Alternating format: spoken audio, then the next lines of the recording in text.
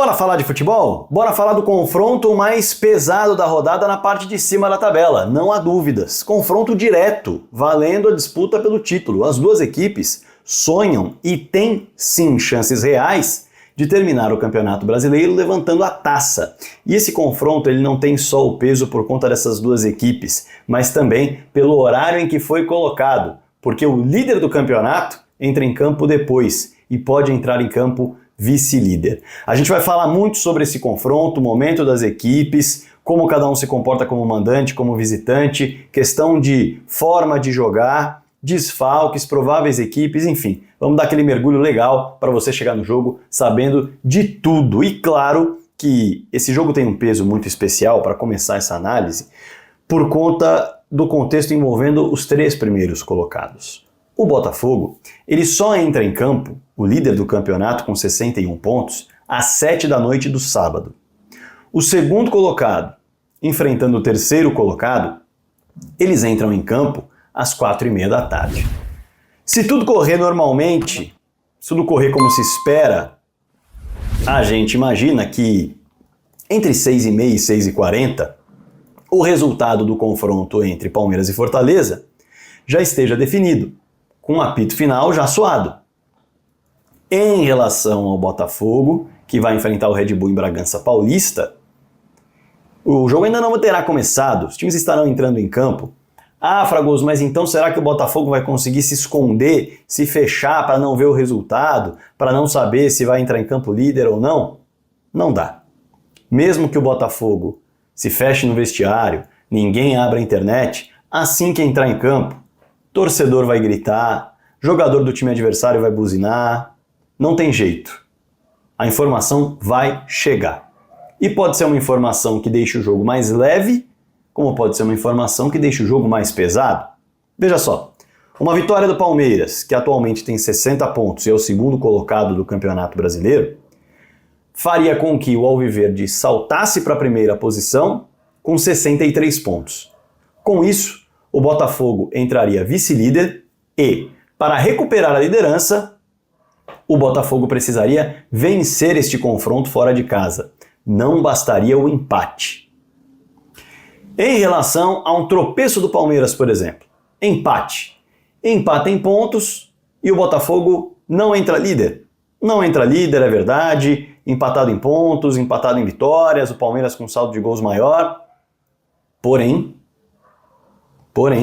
o Botafogo não precisa vencer o confronto para manter a distância para o Palmeiras como já estava antes do início da rodada.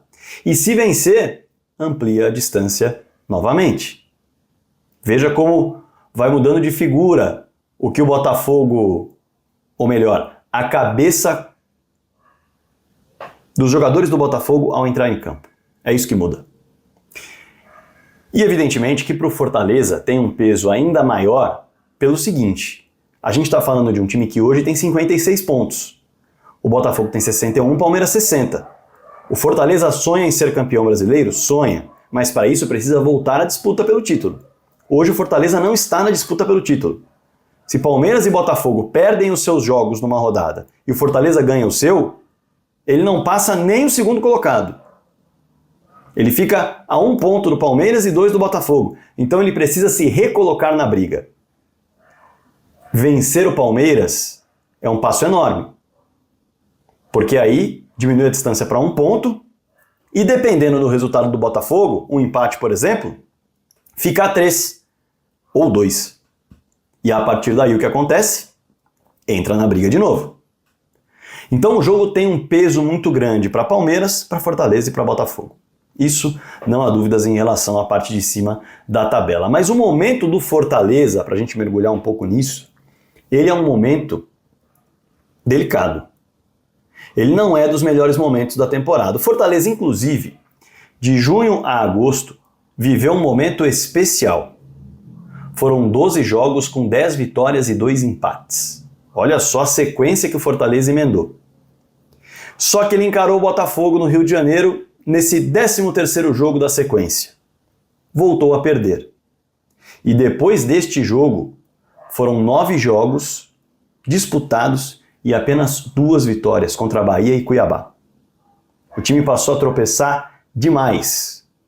Para se ter uma ideia, empatou com o Atlético Paranaense e Atlético Mineiro e perdeu, como eu disse, do Botafogo, do Internacional, do Corinthians 2 vezes pela Copa Sul-Americana, que era um grande objetivo do clube, e perdeu do Grêmio também. Então, perdeu de times que hoje ocupam a parte de baixo da tabela de classificação no Campeonato Brasileiro, perdeu de equipes da parte de cima, perdeu pontos para times do meio da tabela, na época o Atlético Paranaense ainda ocupava o meio de tabela. Sendo assim, deu uma desandada legal. E vai encarar um Palmeiras jogando como mandante, o Palmeiras como mandante, para deixar bem claro, sendo o Fortaleza visitante. E o Fortaleza visitante não é a melhor versão do Fortaleza. O Fortaleza visitante, em 31 jogos, perdeu 11.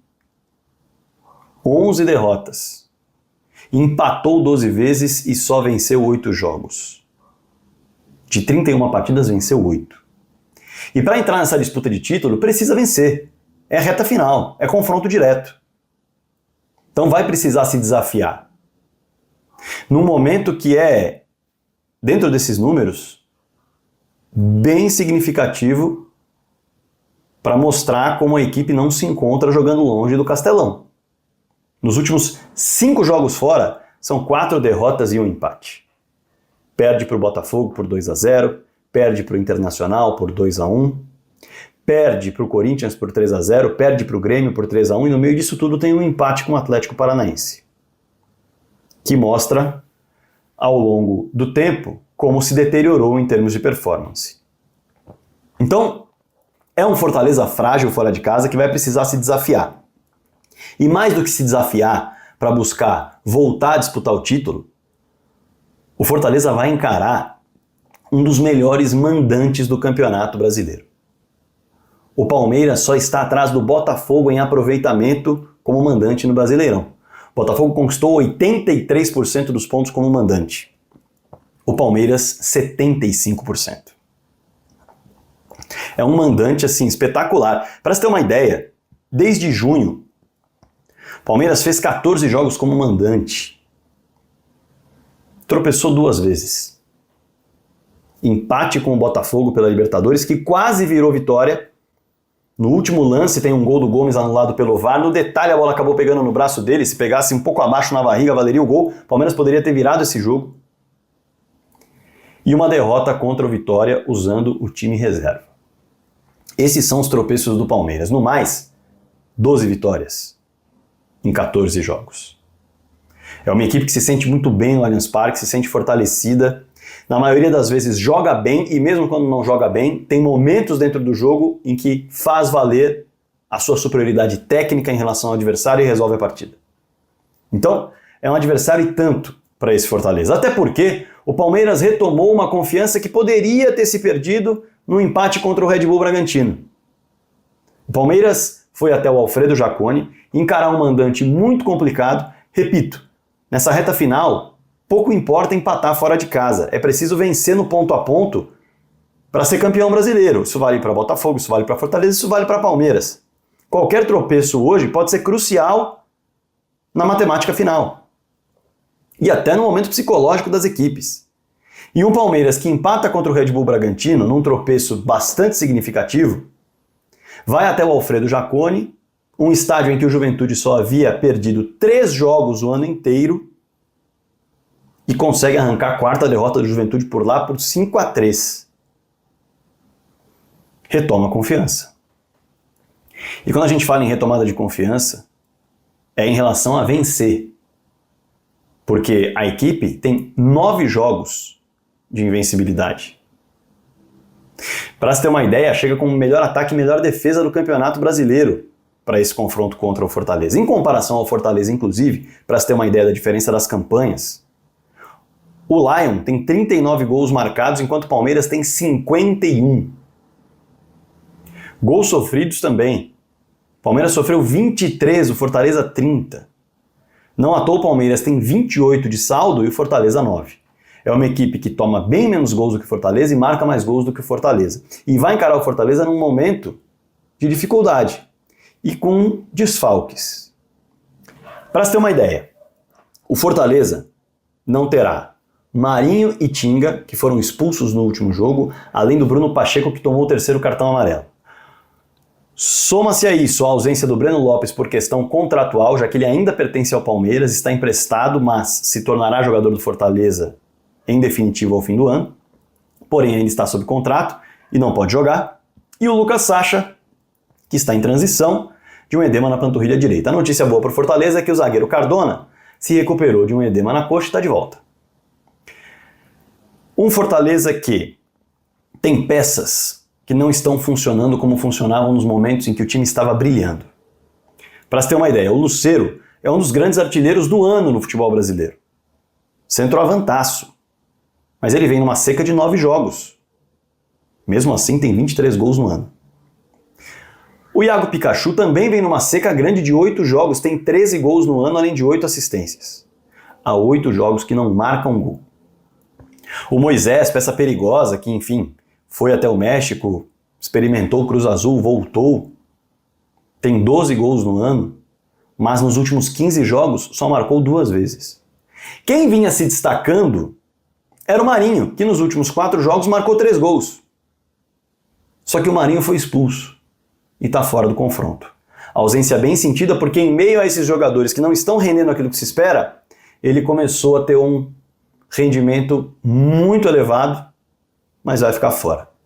E o provável Fortaleza para esse confronto tem o João Ricardo no gol, e aí vem o Brites, que é um zagueiro que pode jogar pelo lado direito, fazendo essa lateral direita se necessário for, Kusevich, Cardona e Felipe Jonathan. Felipe Jonathan, um lateral esquerdo que ataca muito mais, sobe muito mais, o Brites fica muito mais, já dá para ver aí onde o Fortaleza vai buscar mais jogo, qual lado que o Fortaleza vai ter mais superioridade, vai colocar mais jogador, é o lado esquerdo. No meio, Zé Wellison, Hércules e Pochettino. Hércules que tem se destacado também com gols, nesse momento em que os atacantes não estão correspondendo, exceção feita ao Marinho. Tem que ter atenção ao Hércules, o Palmeiras. Pochettino, que é um grande assistente, jogador que se der espaço ele acha passes importantes. E na frente, Pikachu pela direita, pela esquerda o Moisés e o Lucero como centroavante. Não tem tanto o drible pelos lados do campo, mas tem a velocidade. De um time que, é bom destacar, joga de maneira muito vertical. O Fortaleza é muito vertical. E sobe com muita gente nessa verticalidade, o que em muitas ocasiões, na hora de subir com muita gente, como é tão vertical, pode perder rapidamente a bola e tem espaço nas costas. O Fortaleza, se liga nesses dados, ele é um time dentro do Campeonato Brasileiro que ocupa a segunda posição entre as equipes com menos posse de bola média durante o jogo. Só o Fortaleza, ou melhor, só o Vitória tem menos posse de bola do que o Fortaleza em média no Campeonato Brasileiro. Fortaleza em média tem 45% de posse de bola, ou seja, quase sempre a bola fica com o adversário. E quando a gente olha para esses 45% de posse de bola do Fortaleza, a gente identifica claramente que é um time muito vertical, por quê? O Fortaleza é o time que menos troca passes no Campeonato Brasileiro. São 311 passes em média trocados. É pouco. Além disso, o Fortaleza é o segundo time que mais lança bolas no Campeonato Brasileiro, está atrás apenas do Criciúma.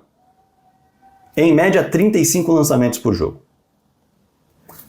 Pegando todos esses dados e fazendo a informação, o Fortaleza é um time que troca poucos passes, lança muitas bolas e não faz questão de ter tanto a bola. Ele vai tentar chegar o mais rápido possível na direção do gol. E com isso, como eu disse, em muitas ocasiões, por acelerar demais a jogada, o time vai muito rapidamente para o ataque, deixa espaços nas costas e os últimos adversários exploraram muito bem isso. O próprio Atlético Mineiro, ainda no 11 contra 11, porque o Fortaleza acabou tendo 2 expulsos, teve várias oportunidades no contra-ataque de marcar gols. E o Palmeiras vai poder usar esse espaço com certeza porque tem qualidade para isso. Até porque o Palmeiras é uma equipe que finaliza muito, é uma equipe que tem posse de bola no Campeonato Brasileiro e é uma equipe que tem velocidade. Deu para ver contra o Juventude em várias jogadas como isso está bem alinhado, mesmo com o Veiga no time. Falando nisso, o Palmeiras também tem desfalques. Palmeiras que não terá Marcos Rocha e Aníbal Moreno suspensos pelo 3º cartão amarelo, Mike deve ocupar o lugar pelo lado direito, Giai deve ser uma segunda opção, E aí o Zé Rafael ou o Fabinho devem ocupar a vaga do Aníbal Moreno como 5, como o cara que faz o para-brisa ali atrás dos 4 jogadores que costumam se associar. Felipe Anderson pela esquerda junto com o Rafael Veiga, pela direita Rios e Estevão. Zé Rafael ou Fabinho devem ser escolhidos por ali, muito provavelmente o Zé Rafael. Lembrando que o Vitor Reis segue no lugar do Murilo, se recuperando de uma lesão muscular, e o Veiga deve seguir no lugar do Maurício, que fez 2 treinamentos, é bem verdade, mas ainda não se sabe se está à disposição para voltar a ser relacionado. E aí o provável Palmeiras tem o Everton no gol, Mike, Gustavo Gomes, Vitor Reis e Caio Paulista, com o Zé Rafael mais à frente.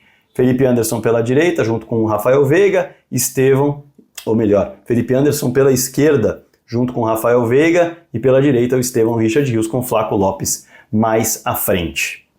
É um Palmeiras que mostrou todo o seu potencial ofensivo, mas sofreu bastante defensivamente contra o Juventude. Principalmente deixando o Juventude cruzar muitas bolas na área e perdendo tanto a bola aérea quanto a segunda bola por ali.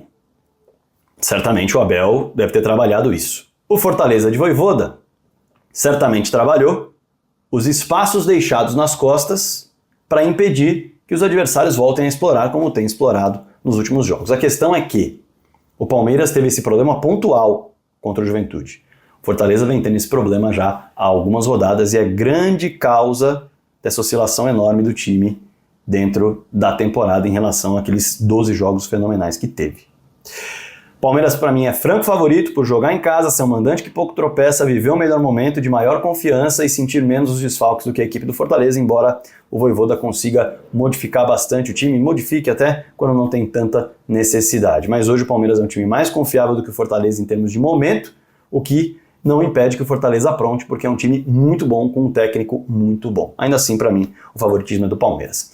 Quero a sua resposta, a sua opinião, seu comentário aqui embaixo, nos seus comentários. E aí, afinal, quem é favorito? Pra galera que não me conhece e chegou até aqui no vídeo, meu nome é Rodrigo Fragoso, eu sou setorista do Palmeiras na TNT Sports e produzo análises em vídeo sobre o clube nas minhas redes sociais. Essa é uma delas. Se inscreve no canal, hein? Eu não pedi no começo do vídeo, se inscreve no canal aqui, já ativa o sininho, todo dia às 7 da manhã tem vídeo para você acompanhar uma análise sobre um assunto relevante envolvendo a Sociedade Esportiva Palmeiras. Clica no like, clica no hype, o joinha que está aqui embaixo e o botão que está aqui embaixo também do joinha são muito importantes para mostrar para o YouTube que o vídeo é bom. Deixe seu comentário, como eu disse aqui embaixo, com elogio, crítica, algo a agregar, algo a discordar, algo a concordar, fique super à vontade, o espaço é todo seu, sempre em alto nível. Se torne membro do canal para apoiar o trabalho também, eu vou ficar muito contente. Espalhe o vídeo para todo mundo, bora falar de futebol.